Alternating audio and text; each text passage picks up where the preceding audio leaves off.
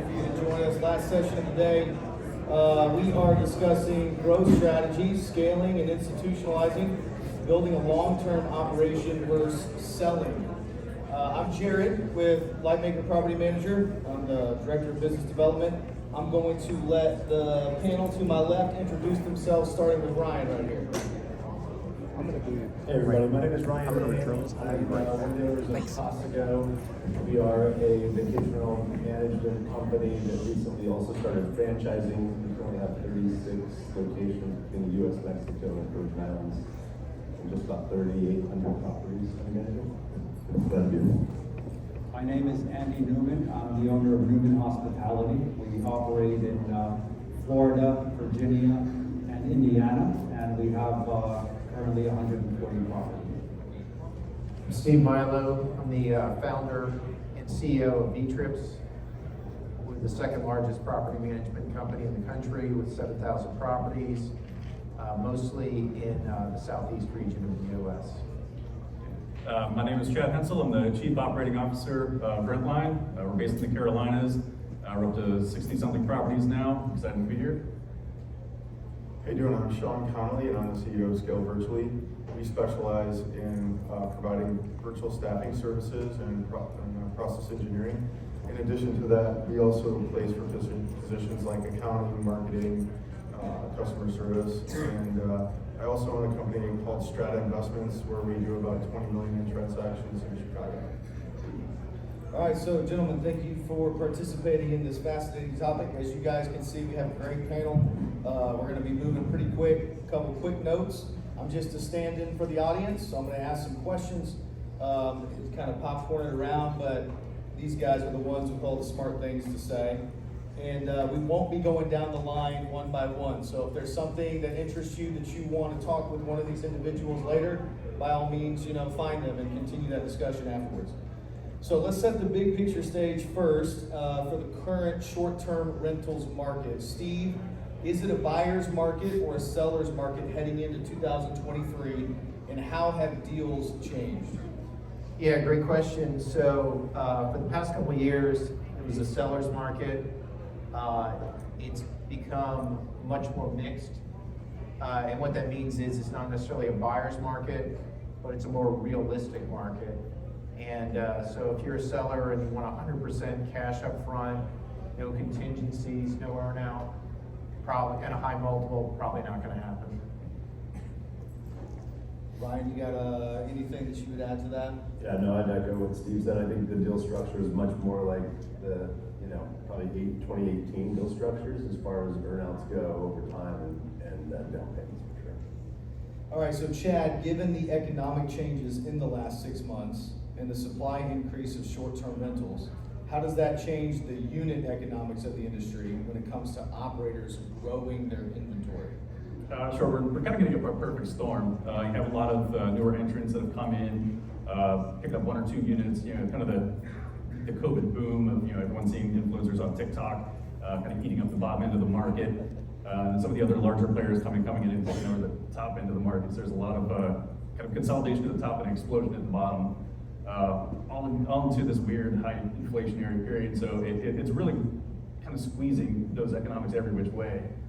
So hopefully as everything starts to return to normal, starts to return to that pre-COVID trend, I think we'll start getting back to normal. But we're probably still 6 to 12 months out from that. I am on TikTok for anyone who would like to follow, but there is no helpful content there. Andy, let me pivot to you for a minute. You've done a terrific job of growing a strong local brand in a few different markets. What advantages do local operators have that they should lean into in order to grow their company or their brand? Well, I think it's two basic things. One is knowledge of place. You have a familiarity with the local area, with the people, with the customs, with the culture. It can't happen overnight. It can't happen by just throwing money at it. It's just times of bad experiences. So that's number one. And the second thing is relationships. When you're living in an area, you're going to meetings, you're going to a Rotary, you're going to networking events, you're involved in sports, and people in the community know you, they know what you do, they want to give you business, So you're able to leverage relationships for building your inventory, relationships for getting new guests, and relationships, very, very importantly, with vendors. In our case, we rely quite a bit on vendors. Anyone have anything to add to that? Yeah, on the vendor side, one of the things we do at Scale Virtually when people are expanding into new markets and they're trying to, I know from operating in an existing market, but when you expand into a new market, what we help different short-term rental people do is develop their teams, right? So you've got to find all the trades in the area that are going to work on the projects. You might need to find a list of real estate agents. We've got systems built where you can leverage virtual assistants to basically build your business for you and set up all the meetings so that you can really find the gold in the area right away. So Ryan, think back to the early stages before all your wild success with Costco, because you're great and awesome and everything. And when you were scaling early on, you and Steve for that matter, what kind of role did a proper tech stack have in that scaling success? Great question. I think the real key is starting to get your tech stack to become more isolated. I think Steve actually posted something on LinkedIn. He who has the most toys doesn't always win, I think you said. And I agree with that. I edited it to say not he, the person. Yeah, the person, yeah. So, and I think that's true. I mean, for us, it's a constant evolving piece for us. Currently today, over half of the tech that we use in our company is proprietary tech that we've built in-house. We've got a team of about 10 developers now that are constantly, running a roadmap in sprints, 2-week sprints to help continue to develop that tech and hone it a little bit more. But that certainly became more and more important as we've grown, is to try to get away from 20 different logins to 20 different platforms and trying to get it all very harmonious and speaking the same language to each other. That's been a huge part of our growth. Yeah, we've been a big fan of hosted systems, believe it or not. So we've grown to our scale with hosted systems. And early on, hosted systems were just coming out when I first started, and I started with Escapia, which was eventually purchased by Onaway Software. We're now on a system called Track with TNS. It's an enterprise system. And I would encourage anyone in this room who's looking to scale to really think about your property management system and how scalable it is, because it is painful to transition. The second thing is how open the API is also critical. So TNS has a completely open API, which we can do some things Ryan was talking about, which is build our own proprietary items on there, which tend to be revenue management and distribution. But that tech stack is so critical to your success if you want to scale. And too many companies we've purchased had built, the businesses were so complex because they had so many different pieces of technology. And the reason why they had all these technology pieces is because they were like, they had a hole here and a hole there, and they had all these like little, in-between steps. And instead of looking at it holistically and saying, well, maybe we have the wrong property management system, they instead were having Band-Aids. You don't want something like that. It creates complexity for your staff. Like Brian was saying, millions of logins, and it's just a bad way of doing business. You cannot scale that way. Well, and Steve, if you don't mind, let's stay on this for just a minute. When we were talking previously, you had mentioned that some stacks are better for growth versus an acquisition. Have you come across, you've obviously acquired, multiple different companies over time. Have there been some where that negatively affected the deal that you were? Yeah, absolutely. Sorry. LiveRes, I didn't mean specific ones. I'm sorry. I'm not trying to hurt anyone's feelings or anything. No, I mean, look, we've looked at deals, and if they're on the wrong tech stack, that's going to be really messy to integrate. We're going to lower their multiple. So, people think multiples are just made up. I mean, we're, even in competitive deals with other companies bidding, we're going to look at the multiple. One of the things we're going to look at is the tech stack easier to integrate, or is it harder? So there's some enterprise systems that we've had really strong success integrating, and some that have been just a nightmare, and the data is a nightmare. So it makes a huge difference who you ultimately pick. And some of the issues are people go with what's cheap early on. And what's cheap early on really is a mistake, because most of these companies out there, when you're small, you actually get all of this incredible technology for a real reasonable cost. And so why cut costs there? You want something you can grow into, not something you grow out of very quickly. That's a great point. Chad, let's go to you for a minute. In the process of scaling your business, or an operator scaling their business, which functions are most important to consider outsourcing first in order to maintain your focus on growth? If you're looking to outsource, in that sense, just like anything else with outsourcing, I'd say, look at your non-core competencies first. Look at those things that you don't really want to do, the things that aren't adding value to your business. Look where else you can place those. Because outside of that, that's the things that are going to be really important to you in your company. You're going to want to keep those in-house and really master those, because those are your value stream. But if it's just simple stuff like having a reservation agent, you don't necessarily need someone in-house. You can pick up a virtual assistant for that and do phenomenally well. Ryan, you've had multiple operators come on board with your franchise model.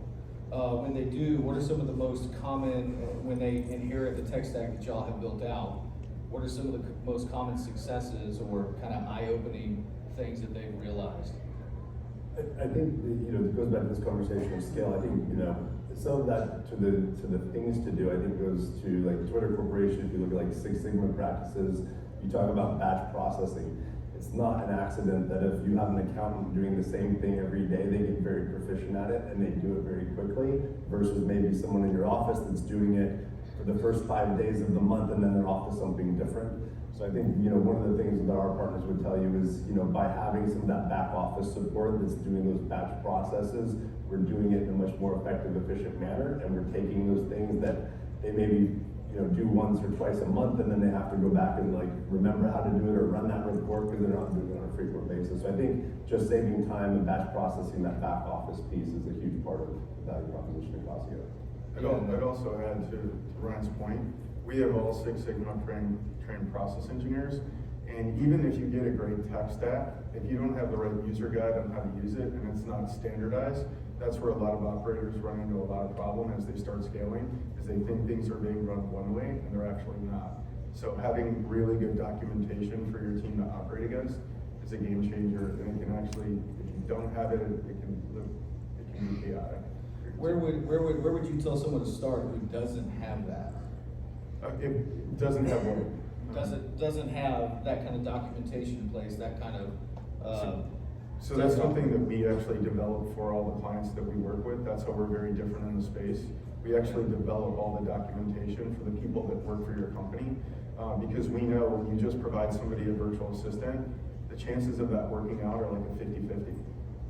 But if you provide all the documentation, we collaborate with the business owner, and we have templates, of course, but everything needs to be customized to their team, to their geography, to their asset class, and to their technology.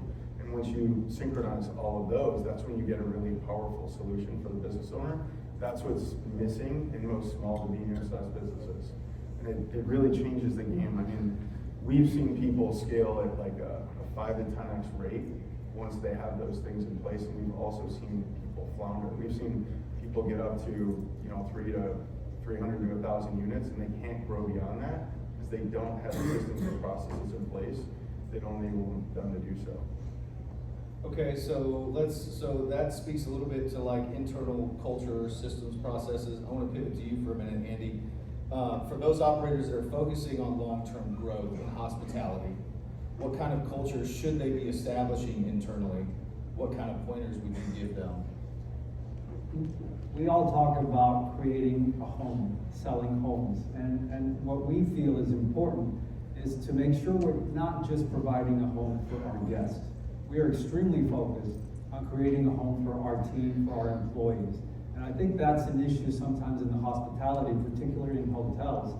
We know we can have a great experience at the Four Seasons, but what we often don't know is that the people that are working at a lot of these hotels are working 10 days straight, 10 hours a day.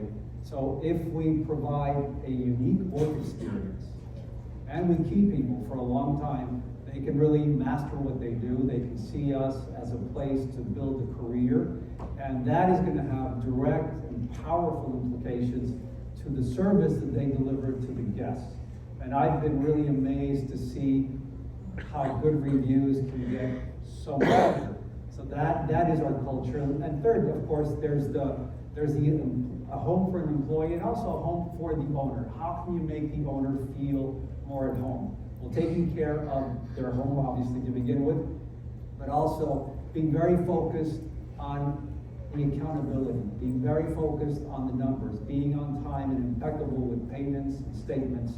Those are key things. And one thing that we do is we do a semi-annual review that is very planned out, that is very methodical, where we tell them how they're doing vis-a-vis the competition, how they're doing, how they can improve their return, what amenities maybe can they add. So that's, I would sum it up in making a home for your three stakeholders.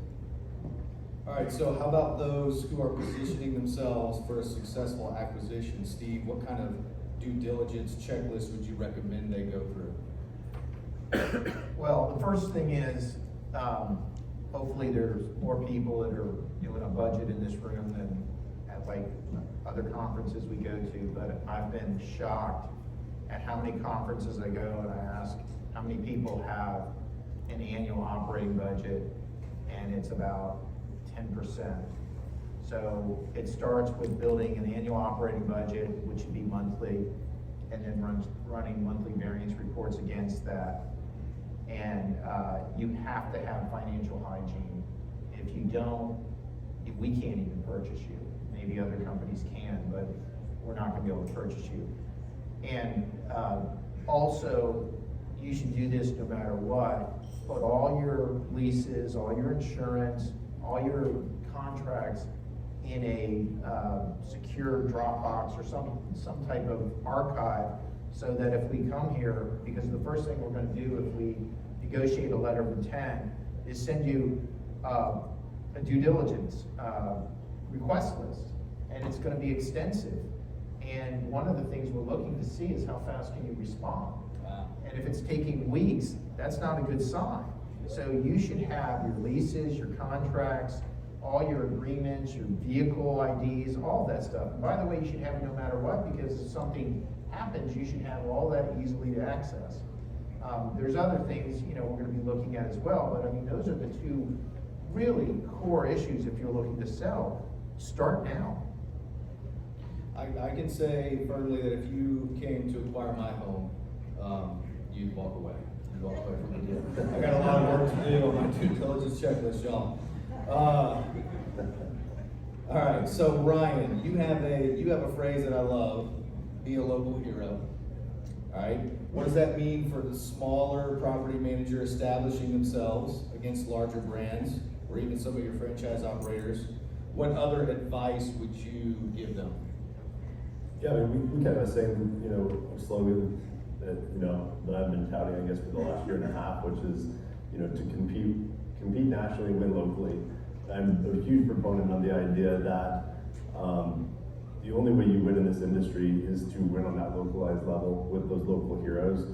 And so our model has really been set up to partner with the local people in their market, let them be the local heroes, and then equip them with some of the tools that allow them to scale the business, to compete, on a national level, to literally compete against any national or regional or legacy brand in their market.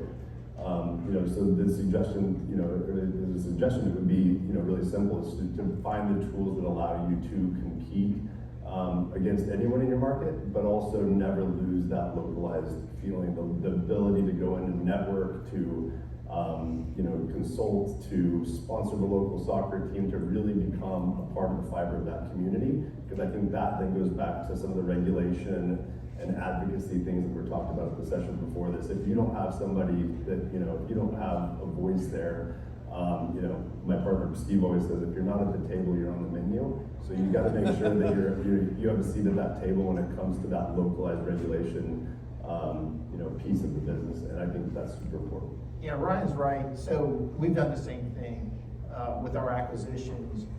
it's a local brand, it's not called V-Trips. So any place you go, you're not gonna find V-Trips, you're gonna find Galveston, it's Ricin, or it's Miss Kitty in Rockport, Texas, or Silver Sands in Port Aransas, or Jackson Mountain Homes in Gatlinburg. And so, you know, these local brands have built equity 20, 30 years. The employees in the community identify it. We continue to tell them, do all the things that made you successful, stay involved with the chamber, the tourist development committee, stay involved with local city council, and what we do then is we give extra support. So when they need that extra support, we have the resources to, you know, provide that support.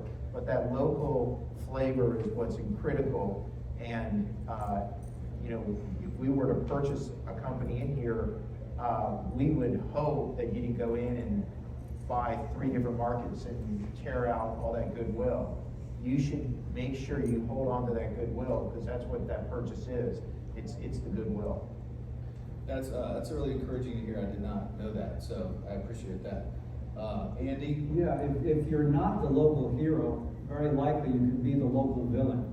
And I say that because I'm in a market where we are the local hero, and I'm in a market where we're the local villain, which is in Virginia, where we're really not local. And we're seen as that outside investor, and it's painful. You have issues with HOAs, you have issues with the county, and the local hero, you really know, it gets very granular. You know your neighbors, you know the needs of the community, and it just makes doing business a lot easier and scaling a lot easier. So I want to offer this one up to anybody, but I do want to start with Steve. Zooming back out from where we're at in the discussion right now, what motivations do property managers have to sell right now?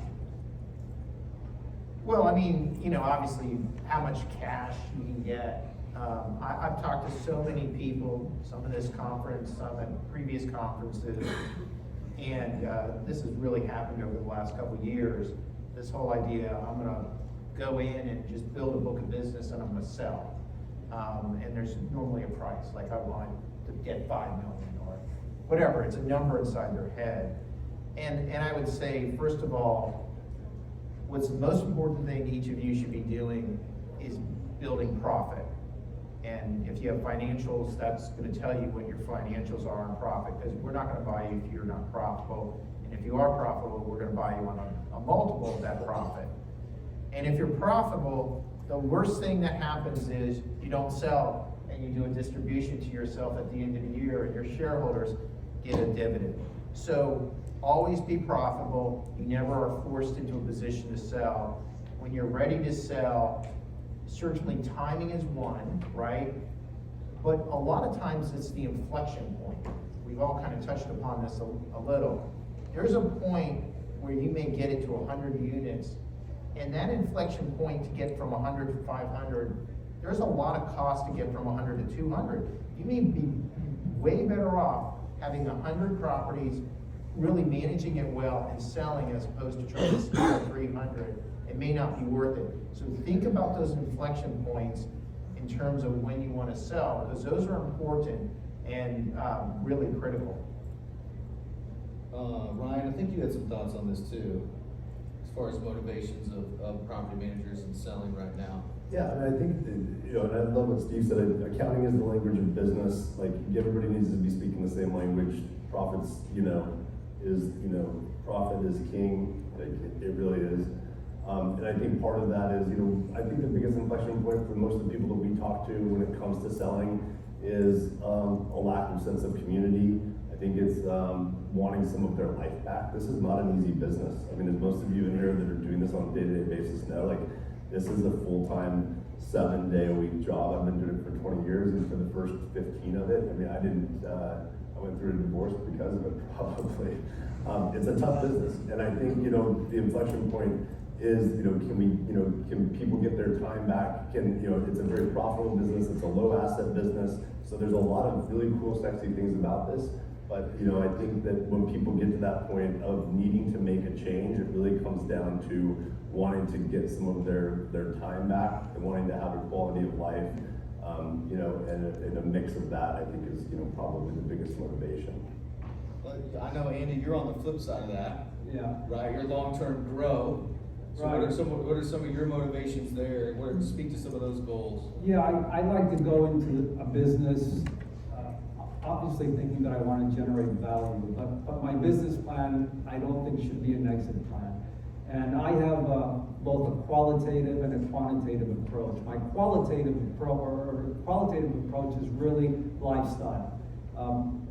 Do I love what I'm doing? Is there a purpose behind this? Do I think I add value? Am I energized and excited to do what I do? Do I feel excited about the industry? And do I like the people that I work with, the team that we're building? If that is working out for me, I'm staying. And secondly, then I want to look at the numbers. Am I being properly compensated? Am I being rewarded for this work? Are we growing? Are we getting traction? Those two things are aligned. I think that, well, look at it this way. If anybody offered you an investment that gives you 25% return a year, would you sell it? Well, fear of regulation has been one area where people have come to us willing to sell. Now, we're smart enough to do our homework, and if we think we can purchase the business and make a difference on the regulatory front, and we're talking about all the things we talked about, moratoriums and all these bad things, because if you have moratoriums and they basically are grandfathering everything in, you've got a melting ice cube. You've got something that over time is just going to decline, because as every property sells, they can't reapply for a permit, you've got a declining business. So you have to know going in, if you're into one of those regulatory issues, that if you think you can potentially somehow change the course through your resources, that's another area. But that's something, I mean, everybody here has talked about. One of the reasons why B-Trip started to expand was this whole concern about having all our eggs in one basket. I mean, I was scared by stuff that happened in Flagler County, Florida. And so part of that, we had too much of our holdings in areas where the areas were anti-vacation rentals. And so that's why we are in 30 locations. And that's maybe why you would want to sell, is you're just concerned if you have too much of your assets in one area, regulation happens, it could really be at disadvantage for you. I agree 100% with Steve on that, and we were at the receiving end of that. When we were much younger in this business, we had areas that got shut down from one day to the next, and that was one of our big motivators, even being very small, to diversify and start in other areas. And by diversification, it doesn't have to mean going from Florida to Indiana. It can just mean moving 50 miles. And that's absolutely key, to have various areas, because regulation will hit you differently. In natural disasters, I mean, obviously the other one, we had 400 properties in Fort Myers Beach, and they're offline now. Some will never come back. So if you're in an area where you have potential of a natural disaster, trust me, Fort Myers Beach, if you haven't been there, it is not a pretty situation. Yeah, and it feels like we never get less regulations either. So, you know, as our industry continues to grow and more eyes are on it, there's only going to be more considerations for operators to factor into growing or selling. Speaking of, when someone thinks about growing organically versus through mergers and acquisitions, and I'll kind of offer this up to anybody, what kind of factors play into that? When should someone, you know, I think for a lot of operators, they're thinking mostly early on growing organically, but at some point you reach a point where growing through acquisitions or mergers or that kind of thing becomes a reality, a possibility. Would anyone like to speak to, you know, that inflection point when that happens? Sure, I'll jump on that point, because my company, Rentline, we're kind of at that point. You know, for the Charlotte market, you know, the number of properties that we have, we're kind of at that point where to get that organic growth, it's just gonna become more and more expensive. And so we can either take a couple of different strategies of, okay, we can continue to throw money and time and effort into that organic growth, or we can start looking at other markets that are ancillary to what we have now, and starting to push out geographically in a way that can still allow us to centralize our operations.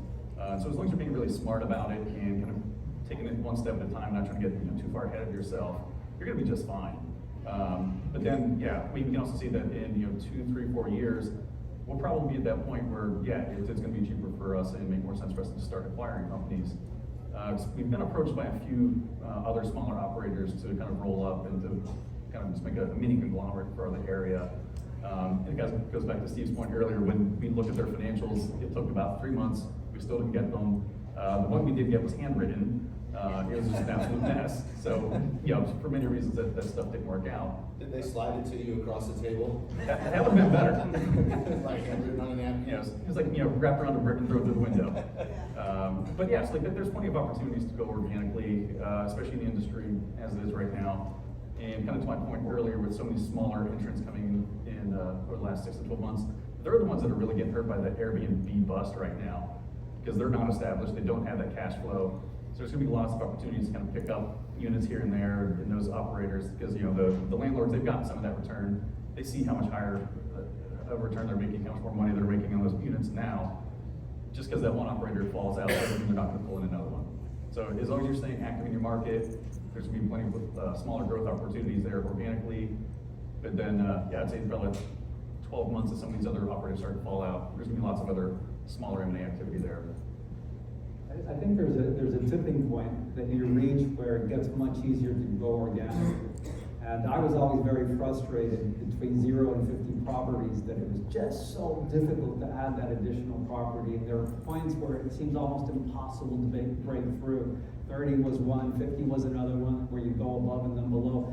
But then there's a moment where somehow you get momentum, you pass that tipping point, and not only do you grow, but it seems almost effortless. And we're so surprised to see legacy advertising campaigns that we still get new listings from. And a lot of people criticize the OTAs. We love working with the OTAs, and we actually get a lot of new inventory and owners from the OTAs. If you have a good presence there, good ranking, and really good reviews, that's where sophisticated owners are actually shopping these days.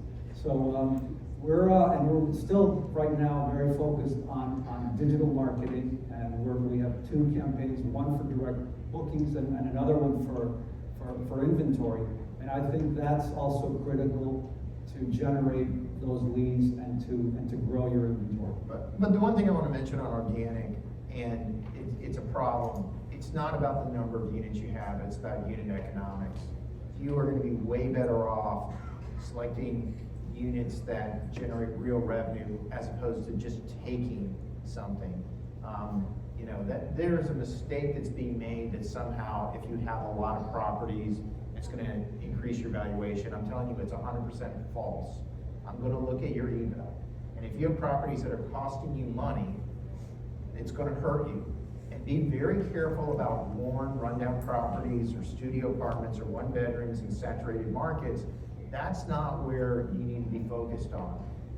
Quality over quantity is what's going to win here, and it's also going to create a better working environment for you. There's way more revenue out of a larger property than a smaller one. We learned that lesson last year. We did an experiment. We took a lot of very low-end properties, and it was a lose, lose, lose. Lose for the investor, lose for us as a property manager, bad experience for the guest. It cost us our super host status. And we are now actually very selective on the properties we take in. And that is our theme. It's quality, not quantity. And people who ask me for a discount, oh, well, you give a discount if I give you 5 properties instead of 1. I tell them, well, if you give me a $5 million property instead of 5 $1 million properties, maybe I'll consider a discount. But it's 5 times the amount of work. So definitely quality is how we get some sort of scalability in this business. I'll take those straight $1 million properties. Just And don't go do a big acquisition and add 30% to your total inventory count if you don't have a good direct booking strategy. Like it makes 0 sense to grow your inventory like that. Like if you have a really high percentage of direct bookings and you need more inventory because you're running out of acceptable types of units during a high percentage of the times, then yes. If you have a good pay-per-click campaign where it's simply just putting jet fuel on your inventory because you have a very clear path to profitable bookings on a direct strategy, then that's where, you know, those acquisitions make a lot more sense. But to the point earlier, to just go grow or acquire just to do it makes zero sense. You know, what Ryan's saying is 100% true. And anybody in this room, if you don't have your own website, you shouldn't even be, you should hire a professional property manager. So, that is just, I've heard people say, well, Airbnb is my marketing. That's gonna get you, potentially, when they throw you off their platform, you'll have zero revenue. Like, you should be targeting, people ask, what is the appropriate amount of direct business? I think it's 60%. I think if it's more than 60%, you're probably not utilizing the OTAs as well as you could. I think there's a balancing, we could spend more time on that, but you should actively do everything possible to build direct traffic through email, social media, pay-per-click, everything, and even pricing. Your lowest price should not be to your OTA. It should be on your website, and your guests should know that. You should communicate that the lowest price is always on your website. I would say, you know, when going to acquire, it's almost like a whole new business. You think it's the same business, but there's a lot of additional things that you need to do in order to execute that strategy. And if you do have the capital and you're able to raise the capital to do it, that's great. But I've heard a lot of people use a lot of creative financing solutions to acquire more with the people that they work with and grow their model that way. Something to consider. Steve, do you have a different multiple with companies that have much higher direct bookings? I'm sorry. Yes, yeah, so we have a whole kind of tier of criteria that'll drive the multiple up or down, which some of it is the market. So if you're in a market where there's actually new construction, which is true organic, right? New builds, that's one. If it's free of regulations, that's another. Certainly, direct is a critical component. So if you're too dependent on one OTA, you know, we're very scared if you were too dependent on Airbnb. You know, that would really reduce what we'd be willing to pay on a multiple because you're too dependent on a very risky channel. Or if you don't have a good email list, if you're selling a business and you don't have a past client email list, it's pretty evident that you've done a really bad job of direct bookings. Well, and I mean, as a company, we ask the guests for their email, even if they are on Airbnb, and we say we need it to give them the lock instructions to get in, and 90% of the times we get it. Yeah, come see us at LMPN too, when it comes to that, we can help out. Let's ask a couple of these over here. What multiples are you currently expecting or negotiating when acquiring a small, medium property management company, 50 to 150 units? And do you expect a minimum annual revenue per unit? Boy, I mean, general rule of thumb is 4 to 5x. So 4 to 5x on your EBITDA. And if people don't understand what EBITDA is, it's your earnings before interest, taxes, and depreciation and amortization. So it's your net profit, and then you take your taxes and your depreciation and amortization, and then if you're running a lot of owner expenses through, which I don't recommend you do, you can add those back, and that comes to your bottom line. 4 to 5 times is what we've been paying, particularly for smaller companies. In terms of revenue, look, I mean, we're trying to find revenue of 50,000 revenue, not rent, revenue per unit. We'll take a little less, but the